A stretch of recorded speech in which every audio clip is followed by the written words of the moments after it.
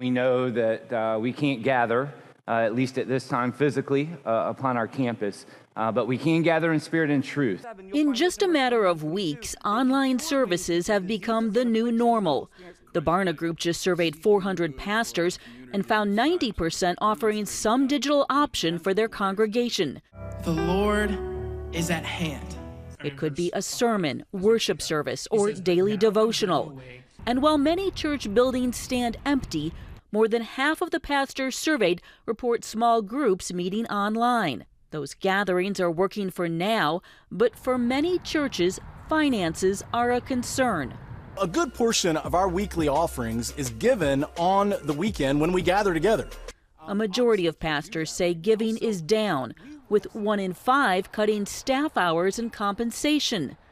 This is another area where the digital option can be a lifeline. Churches that have online giving as a regular practice or a significant portion of their congregation engaging in that, they're going to experience a bit of a decline immediately, but they'll be able to bounce back. Churches that are in areas of the country where that isn't as available, they're going to have some pretty significant challenges.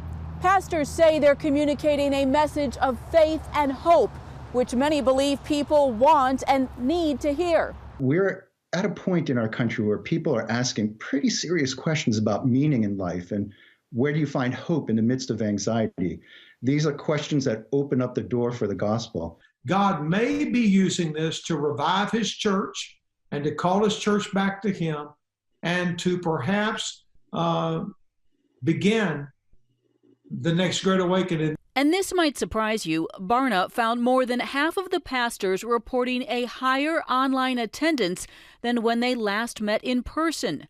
The next challenge will likely be one of preparation, as the government expects we will see many more COVID cases and deaths in the weeks ahead.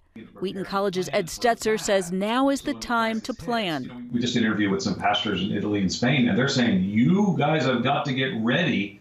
And I think that's where we need to be right now. Another milestone service to consider is what will likely become the first digital Easter. Close to half of all pastors say they will live stream an online service. Others say they'll record or go outdoors, such as this drive-in service in Chesapeake, Virginia.